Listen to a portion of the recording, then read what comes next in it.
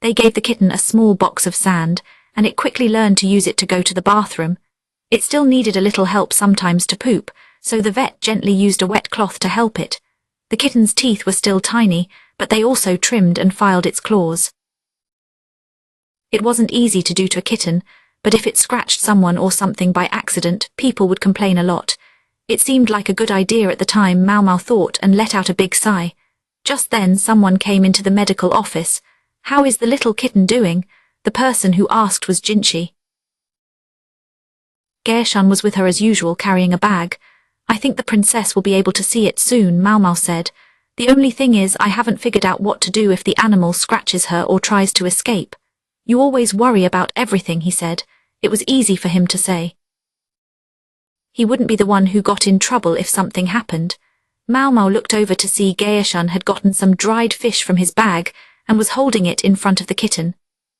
His usual frown was gone, and he looked like he was even smiling. "So he could be fun. Master Gaoshan, I think that might be a little tricky for our little cat right now. Maybe I could cook it for her." The doctor already had a pot ready, like he was expecting us to ask. You couldn't always rely on him to do his work, but he helped out when it really mattered. Jinchi quickly grabbed the cat and held it still, looking at its tummy. "Is it a girl?" he asked. "Yes, we don't need to have her fixed, luckily." Maomao said it before she thought about whether it was something everyone wanted to hear. "I'm sorry," she said.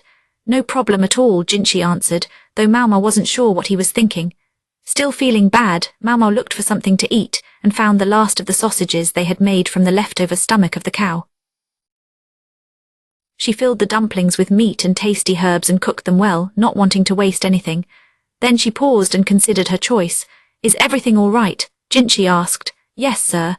Maomao put the sausage back and chose some rice crackers instead. The doctor looked far away as he ate. Jinchi had fun playing with the cat. He held a pretty decoration that he usually wore on his belt in front of the kitten and acted like he didn't see Gaoshan watching him with worry. He saw Maomao watching him. He turned to her and offered the little decoration, as if asking if she wanted to play with the kitten too. "I don't really love cats," she said. "With a name like yours." This wasn't the first time someone had said that to her. "You seem to like this one, Master Jinchi." "Not really." He looked over at Gaoshan, who was helping the doctor cook the dried fish. Two men about the same age as their parents were being very kind to a little cat, Maomao noticed. "I don't really understand what's so great about them," Jinchi said. He kept looking at the two men, who were starting to sound like cats themselves, as they talked sweetly to the kitten. It was kind of gross. He looked like he didn't want to be like the others. "I think so too," Maomao said, looking at the kitten. "But people who really love cats say that it's fun because you can't always tell what they're thinking. Oh my, if you watch them for a long time you'll find it hard to look away. Then slowly you'll want to pet the cat. I get it. It might bother you that they only act friendly when you have food and are kind of distant at other times. Well, yes. But when you really like them, you just accept their little quirks." Finally, Jinchi didn't say anything. Over time, Maomao learned that people come to want to kiss the cat even if the cat doesn't mind, then to play with its cute little paws, and finally to touch its soft belly even knowing it might get scratched. Maomao thought it was a little gross to do things with an animal that wandered around everywhere, but people who loved cats seemed to enjoy it. She looked at Jinchi, not impressed with all this, and saw the kitten right on his face. "What are you doing, Master Jinchi?" If he wanted to pet the cat's soft belly, that was okay, but Maomao looked out the window, wondering what people would think if they saw him like that. "Oh, nothing," Jinchi said. "But I think I understand those people who really like cats a little better now." He sounded like he had figured something important out. It's hard to say exactly what he realized. "I see. The fish is ready now." "Yes, that is right." Jinchi noticed Gaoshan and the doctor were watching him, so he carefully set the cat down. "What are you doing, sir?" Gaoshan asked, sounding polite but clearly wanting to pet the cat too.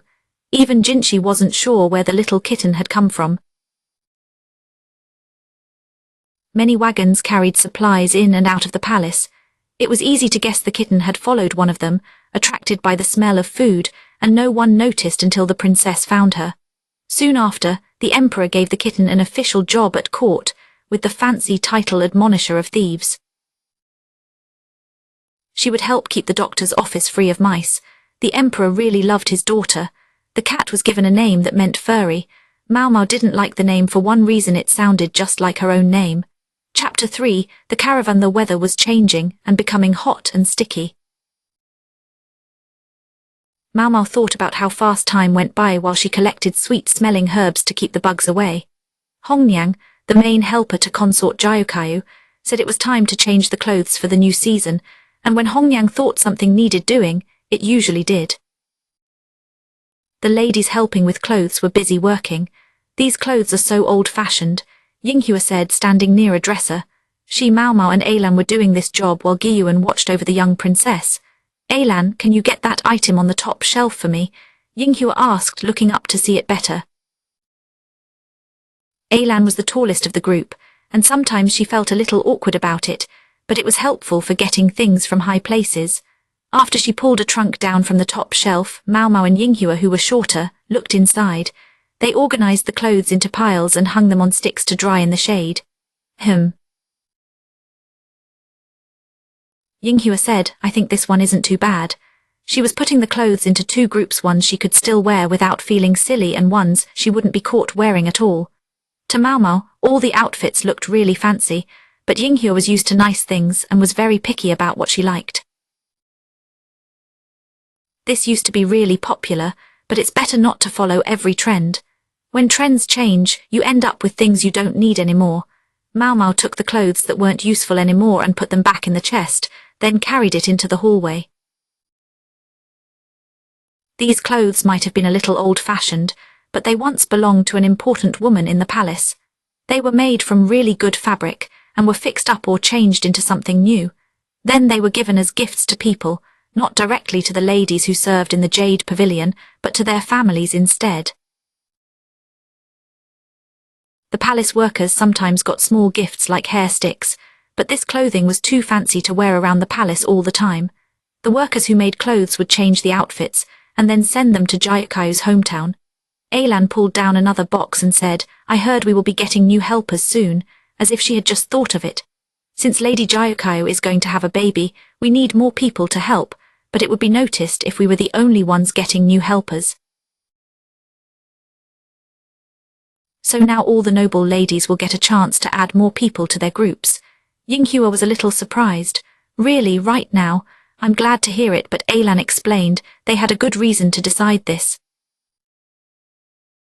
When one lady-in-waiting arrives with more than 50 helpers, how are the other women supposed to feel? Yes, I see what you mean, Yinghua said, her face getting a little darker. Maomao understood what Alan was talking about too, or rather who consort Lulan, who came to the palace with a lot of excitement. The emperor's most beloved wife thought having only 5 servants wasn't enough. Did she really try to manage with so few? Asked Yinghua. Be careful, Yinghua, or Hongniang will hit you again with her strong hammer, Alan said. Yinghua quickly covered her mouth with her hands. Maomao focused on putting clothes they didn't want into chests and carrying them away. They kept working and talking until they had gotten rid of about half of their summer clothes. We threw away a lot, Maomao said, looking confused, but what will we do now? Don't worry, Alan said with a smile. We already asked a maker to create some new clothes for us, and a group of traders will be here soon. We can buy even more then, Yinghua added. Alan looked at her with a little annoyance for speaking before she did. A group of traders? Maomao asked. Yes, that's right, Yinghua replied, feeling the silk of one outfit to see how soft it was. It's going to be even bigger than usual this time. You could tell she was really excited. Maybe thinking about it made her hand stop moving. Long ago, caravans were groups of merchants who traveled across the desert together, but now the word means any traveling sellers who come to visit and trade. Sometimes the caravans brought interesting things from faraway places, so calling them ordinary wasn't quite right, but it still didn't feel totally accurate. The last caravan came when Maomao had been mostly sent away from the main palace. Before that, she had just been a servant and couldn't really participate in the celebrations. She had met many shopkeepers in the busy market streets, so they weren't very interesting to her, but the idea was quite exciting in the palace, where there wasn't much to do. You should go see Maomao. We will make sure you have time for this. Lady Gyokyu usually gives us a little money for things like this. Yinghua smiled. It happened as her smile grew. Maomao and Alan became very still. Yinghua looked at them, wondering what was wrong, and they both pointed behind her. Yinghua turned around slowly and saw Hongyang standing over her looking a little angry. The head lady in waiting had a strange smile. Yinghua almost coughed but smiled back weakly. I hear a lot of talk but not much getting done, Hongyang said. What? Maomao and Alan quickly started folding clothes. Yinghua looked surprised and a little upset. Maomao thought, I really want that extra money. People said this event cost Yinghua some of her spending money. The back of the palace was very large, bigger than some towns. The women who worked at the palace were there to take care of the emperor's wives, maintain the buildings, and hope the emperor might choose them to be a companion. This special situation created daily routines and traditions that were different from those in most cities. The palace women had different jobs like cleaning, washing clothes and cooking. It's helpful to think of the palace not as a whole city, but as one very big house where everyone lived together. Even though it was huge, there was one thing you might expect to find that was surprisingly hard to find anywhere in the palace. What was it? A store of some kind. It looks like a lot of fun. Maomao asked Xiaolan if she really thought so. Xiaolan still seemed like a young girl. Women from the palace happily walked around the tents set up in the square. The tents were close together, and with almost 2,000 women working in the palace, there wasn't much room for the less important maids to get a good look. They couldn't even see the things being shown very well, so they had to enjoy watching the other ladies look at them. Maomao and Xiaolan were leaning against the wall in the room where the maids slept. The queen and her helpers were all enjoying themselves today, so the workers didn't have much to do. They are lucky, Xiaolan said, leaning on the fence. I wish I had some new clothes. But you don't have anywhere special to wear them, someone replied. I know, Xiaolan agreed. But I still want them. The palace women who had the least important jobs usually only got work clothes. They received 3 outfits for the summer and 2 for the winter. New clothes were given to them when their old ones became worn. Other things they needed, like hairbands and underwear, were also provided for them. Meals were served in the dining hall every day. Some of the women with important families would receive gifts with their letters.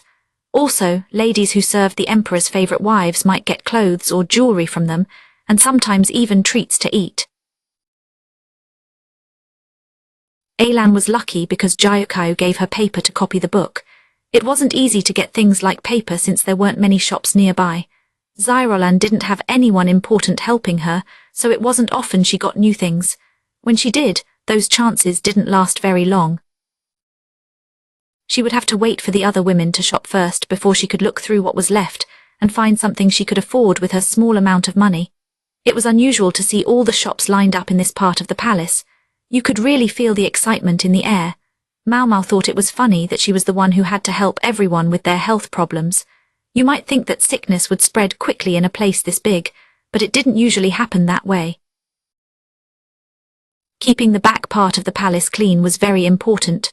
The women who lived there spent a lot of time cleaning, and trash was taken care of quickly.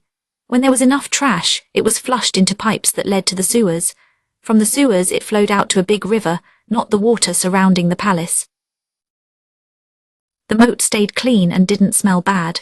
The old emperor chose this spot because there was already a sewer system here, and it seemed this idea came from a faraway land. People said the back part of the palace used to be a real city, changed to fit its new job. The walls and the water around the city already existed, so building the new palace in the back wasn't very expensive, even though the city was large. It makes sense that the powerful and capable empress was the main person who planned the palace. The palace had really good cleaning systems, which helped keep people from getting sick. If someone did get really sick, they were sent home to their family to recover. Life in the palace continued, whether the doctor was helpful or not. Maomao, I think I can have some free time on the last day, Xiaolan said. Her eyes shone. She wanted to go shopping with me. Maomao was happy to be asked. She patted Xiaolan on the head as she answered. When she returned to the Jade Pavilion, she saw some ladies in waiting who looked tired but pleased. While she had been away doing not much, some merchants had come to the pavilion. The most important ladies in the palace didn't need to go to the shops themselves, the shops came to them. All the merchants were women, because that was how they were allowed inside the palace. There were extra guards around just to be safe. The girls recognized them and they were quietly enjoying some tea. The extra guards didn't bother the peaceful feeling of the building. The emperor said Lady Gyokao could pick whatever she wants. Yinghua sounded very happy, as if she was the one getting a special treat. She was a little sad her spending money was cut in half, but she quickly felt better. On the table was a beautiful green necklace, the same color as Gyokao's eyes. There was also clear glass and a pretty box decorated with shiny shells. Princess Lingli really liked the silk ball she got, and next to clothes for the empress, a small robe for Lingli hung on the wall. Maybe we did a little too much shopping, Gyokao said, looking a little worried. Actually, said Hongyang, her main helper, I think you could have bought even more. I think the other women probably did too. Hongyang said it politely, but Maomao understood what she meant. Lihua's friends at the Crystal Pavilion loved to talk and didn't do much work, so they likely spent a lot of time and money shopping. Consort Lihua had a lot of money to spend, and she probably spent most of it. At the Diamond Pavilion, Consort Lishu's helpers likely encouraged her to buy things they wanted too. Hopefully they didn't steal any money while doing it. As for the Garnet Pavilion, Consort Lulan loved to buy fancy clothes and showed it. Consort Gyokao, however, didn't buy very much, maybe enough to fill just one room. Maomao thought she was pretty careful with her money, especially since the emperor liked her a lot. Each consort received a salary based on her position, and they also got money back for clothes and jewelry, because those were considered important things to buy. There were almost 100 people from the different groups, and Maomao wondered if the country had enough money for all of them. But that wasn't her problem. Anyway, more people will come tomorrow, so I'm going to put these clothes away for today. Hongyang began taking outfits off the wall and giving them to Maomao. The clothes were colorful and felt nice. Maomao noticed they weren't quite the same as the clothes Gyokao usually liked. Usually the consort wore dresses without sleeves with long skirts and then put a loose jacket over them. But these dresses all had sleeves, and the skirts tied around the chest. Maomao had an idea why. Consort Gyokao would soon find her waistbands getting tighter. Is this all they had? Maomao asked. What? Hongyang responded. The merchants said everyone wanted them, so these were all the choices.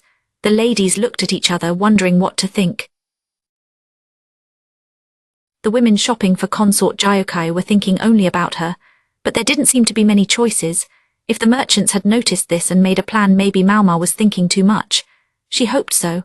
If the merchants had only brought these kinds of clothes to please Consort Gyokao, they might have been testing her taste. Tomorrow, Maomao said, you should ask if they have clothes with sashes that sit lower on the waist. She wasn't sure if it was her turn to speak up, but Gyokao and Hongyang seemed to understand what she meant. The other three ladies in waiting looked at each other, but Maomao's idea hadn't quite reached them yet. That's a good plan. We should have a little more to choose from, Gyokao said as she placed some clothes on a box. Maybe it was just her imagination, but Maomao thought she saw a bright sparkle in the ladies' eyes. The group would stay for 5 days, giving the ladies of the palace a chance to do some shopping. The most important ladies didn't need to go to the shops themselves, so the ladies who ranked a little lower went first, along with their helpers. They looked through the merchant tents and bought things they liked. Then the women who worked in the palace offices went, and they chose from what was left. It wasn't until the very last day that the women who had the least status got a chance to look through what was still available. Even this small chance felt exciting, because there weren't many things to do around here. This group of travelers had come across the desert, bringing interesting goods from faraway places. The sadness from Gyokao's country seemed to reach even the Jade Pavilion, as the women there looked a little homesick while looking at the things the merchants brought. Maomao was most interested in any medicines or drugs available, but those weren't usually allowed into the back palace. Tea leaves and spices, almost like extras, were the closest the merchants got. On the last day, Maomao used some money from Consort Gyokao to go to the market with Zyrolan, just as she had planned. Amazing. Zyrolan didn't have much money and couldn't buy anything, but her eyes lit up when she saw all the beautiful glasswork from the west.